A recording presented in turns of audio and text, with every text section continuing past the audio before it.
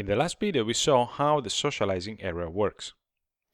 But in this video, we're going to solve a little issue we have right in the middle of this area. And the issue is, I would select the area to orbit around it, is right here.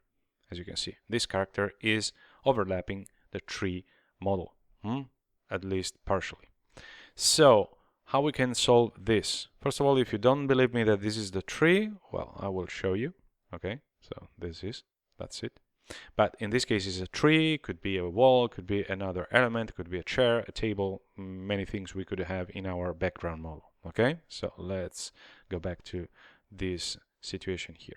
So the first solution that comes in my mind is just to select and delete this character, which would be very, very easy.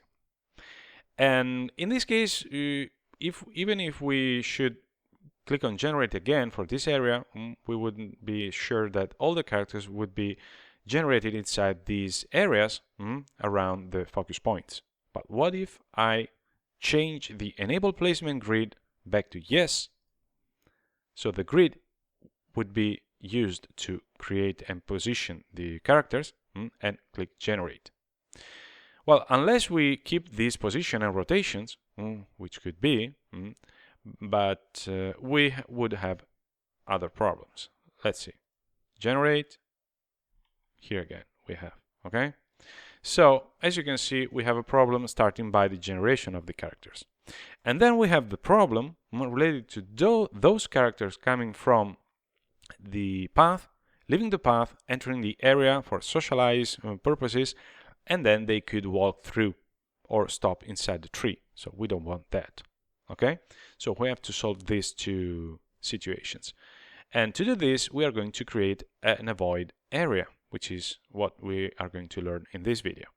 Now, the avoid area tool is placed right on top of the area tool at the left of the viewport. Okay, area tool here, and here avoid area tool. So left click on it, and here we have the preview, and we left click to position it and create it.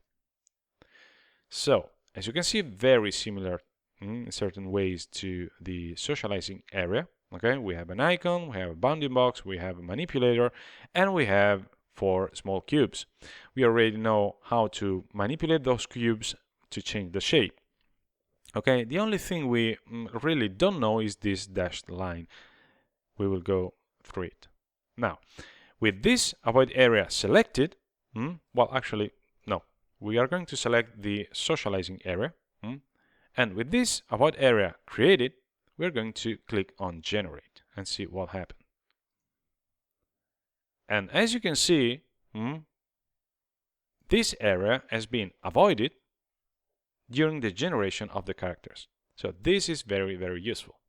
Okay, and this area will be avoided also by all the characters leaving the path and entering the area, the socializing one.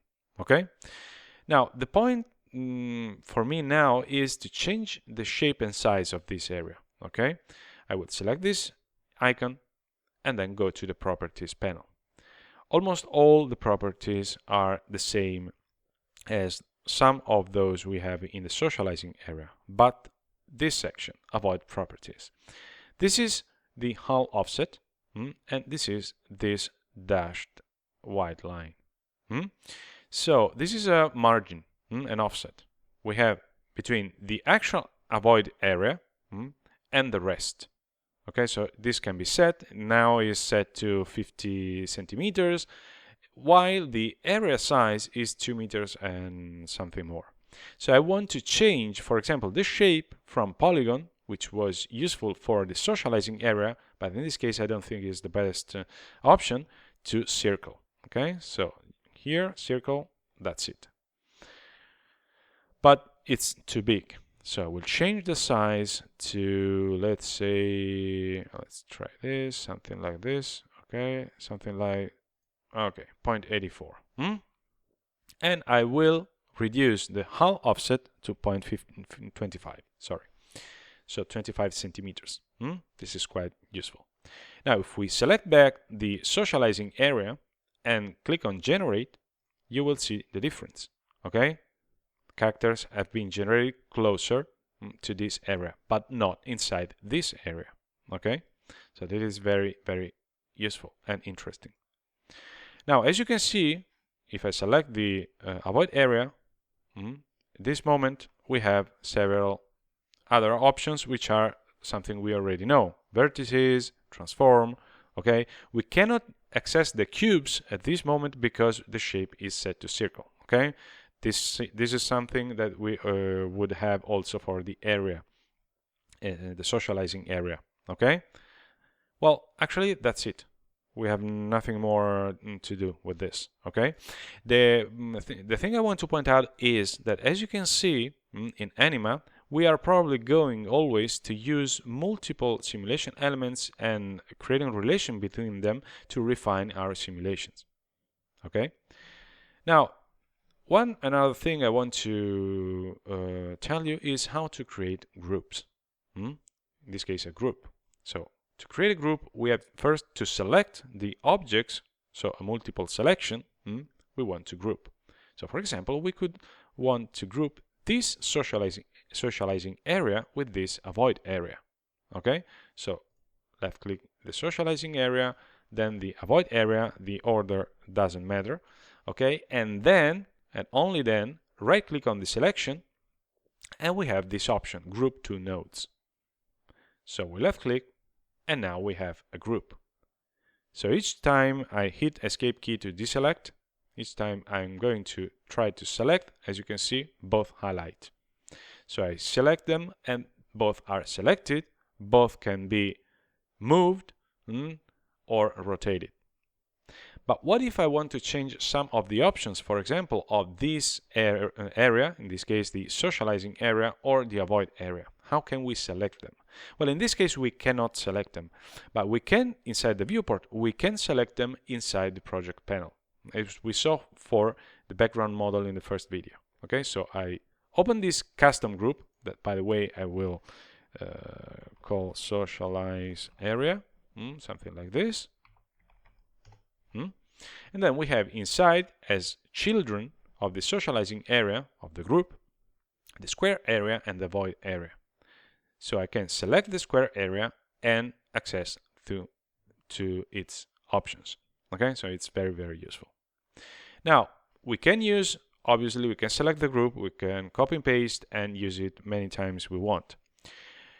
The point is, when we want to break the group, how we can do this? The same way we created it. Okay, we select the group, right click on it, and then hit ungroup. Okay, and we go back to the single objects. Very, very simple. Now, this is pretty it for this video, but I want just to point out something that you could try. Okay, we are not going to do this in this course, but it could be very interesting. You see all this area here? Well, what we could do with what we know till now is to extend this socializing area to all this zone here. Okay, and then extend the path passing through the tables, say up to these stairs here. Okay, then we would have the path almost completely overlapping in this area over the socializing area. Okay, so in that situation we could use, for example, we could generate characters, delete those we want, or use the focus points to place the characters, to create groups. This could be very interesting. But at the same time, if we want to, the characters to avoid these tables and chairs, we could create an avoid area for each table to avoid those characters, those of during the generation of the socializing area, and those coming from the path, to avoiding these elements. Okay, so as you can see here, there is a lot of things that that could going on. Okay, but I won't do this for you. I suggest you to try it. Okay, with all we saw till now, you have enough information. Okay, so for this video we stop here. I'll see you in the next one.